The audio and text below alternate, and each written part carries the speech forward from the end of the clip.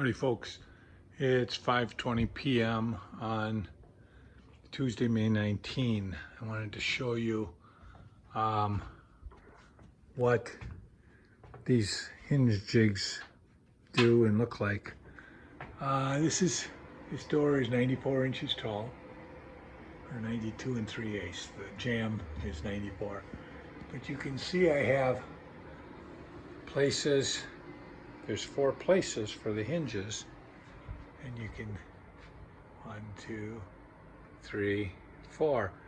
And I did these with what's called a hinge jig. I'll show you what that looks like. Now, this, excuse me, this particular door, I wanted it to be 30 inches long, wide. Going into this bathroom, but the door opening itself was like 31 and maybe a half, and I wanted the door to be 30 inches and the frame, the jamb, this is the jamb, this, and then I wanted the jamb to be 1/4 inch wider, so that would be 30 1/4. And doing that, you can see how tight I am along here, all the way around. Now, that's unusual, but we framed it nice and square, so that works good. When we're done doing the mortising on the doors, then what we'll do is outside I'll take you and show you how we set this all up. But you see, here's again, the cut that's made with the router and that hinge jig, and then this was the cut on this closet. Now, you'll see there's a silver screw as opposed to the black. The silver screw is 3 inches long, and I put that in just to hold that door up good and tight. I got one on each of the hinges that goes right into the stud work. Now this jamb, you can see, it's got quite a bit more room,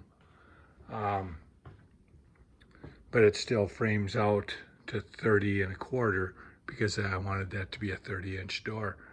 And we'll be putting a door handle on it sometime this week, which end up looking like this. So I'm going to take you outside now and show you, because we just did the cuts and hung this door. I'm doing the cuts right now, and we'll hang this one. This is the hinge jig. Okay, this is made by Porter Cable, and I've got it set up the same for all of my doors. It's set for a 4.5 inch wide hinge. You'll notice, well, I won't even show you because it's hard for you to see.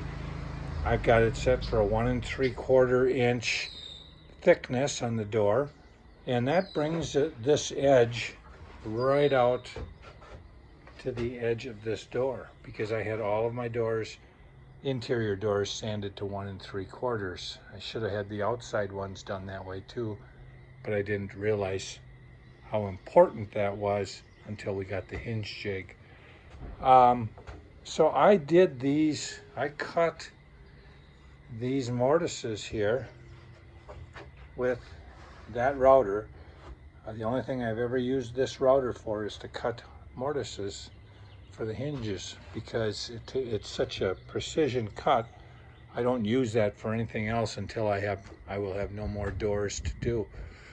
But all of my hinges, you could take a 30-inch door from one place, and assuming that it was opening the correct, both of them were opening the same way, you'd be able to interchange these doors very easily.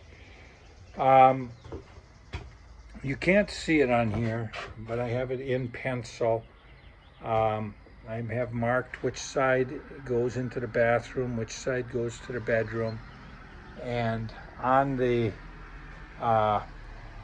non-hinged side, there's a 3-degree bevel on the edge And that's so that when the door opens, it, the 3-degree bevel, for instance, would go from here to here. And that's so that when the door opens, it won't scrape against the door jamb. Now, I think I only have 2 more doors to hang, but what we've been doing is taking these are wooden clamps, and we've been setting the door in that, and then I would have Linda actually hold the door, which was somewhat overkill. On the last 2 of them here, I pretty much did them without Linda holding the door, because this was pretty sturdy. And what I would do is when I was cutting, I'd be kneeling down, and I'd put my armpit over this to hold the door sturdy. So that's the making of a door. One thing, it's a heavy door. There's the 4 hinges, so everything should line up correctly. But every now and then you end up with a little problem. For instance, here, I got these 3 in, the top 3 hinges in, no problem. They lined right up. We put shims on the front, shims on the back, but down there on the very bottom, I had difficulty. We had about 1/8 of an inch gap because we put this hinge on first, and we had about 1/8 of an inch gap between the edge of this hinge and the back side of that.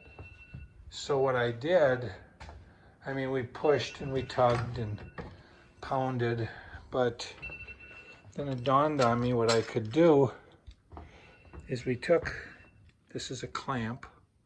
It's called an F clamp because if you look at it, it looks like an F.